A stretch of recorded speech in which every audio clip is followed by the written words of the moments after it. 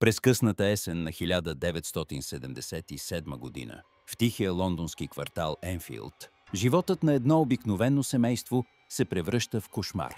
Това не е сценарий от филм на ужасите, а реална история, документирана от множество свидетели, учени, медии и скептици. Семейство Ходжсън, майката Пеги и четирите й деца, живеят в обикновена редова къща. Но нещо необяснимо започва да се случва между тези четири стени. Всичко започва на 30 август. Вечерта е спокойна. Децата са вече в леглата си, когато 11-годишната Джанет започва да се оплаква от странни звуци, идващи от стената. Чукане, повтарящо се, постоянно. Първоначално майката си мисли, че това са просто тръбите или въображението на децата. Но звуците стават по-силни и по-ясни. Сякаш някой иска да бъде чут. Малко по-късно започват столове да се движат по пода сами. Врати се отварят и затварят. Семейството е ужасено.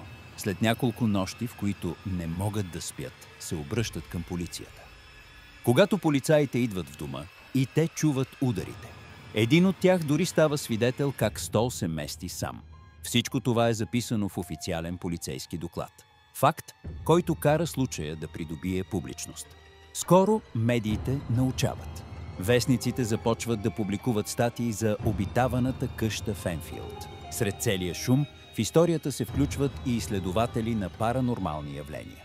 Двама от най-известните са Морис Грос и Гай Лайън Плейфеър от Обществото за психически изследвания. Те прекарват месеци в къщата, записвайки странни явления. Гласове, които не принадлежат на никого в стаята. Предмети, хвърчащи без видима причина.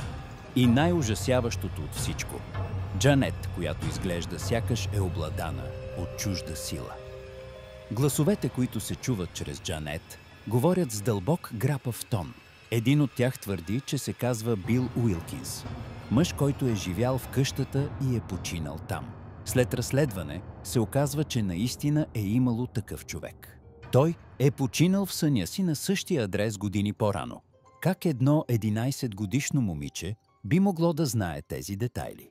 Скептиците твърдят, че тя симулира, но аудиозаписите, направени от екипа на Грос, са смразяващи. Джанет често е улавяна от камерите в състояния, които наподобяват транс. Понякога е хвърляна от леглото, друг път стои с часове вцепенена, с празен поглед. Майката Пеги не знае към кого да се обърне. В един момент дори се намесват църковни представители, които се опитват да изчистят дома. Но нищо не помага. Случаят продължава почти 2 години. Интензивността на явленията намалява, но семейството остава белязано завинаги.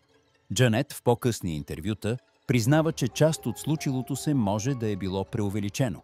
Може би поради страх, може би от дете, което не знае как да реагира. Но тя категорично заявява, по-голямата част от това, което се случи, беше истинско и ужасяващо. Случаят с Енфилдския полтергайст вдъхновява книги, документални филми и дори блокбастъра Заклинанието 2. За някои това е просто легенда. За други – едно от най-добре документираните паранормални явления в съвременната история. Каквато и да е истината, едно е сигурно – нещо или някой е искал да бъде чут в онази тиха къща на улица Грин номер 284. И след всичките тези години гласът му още оттеква в мрака.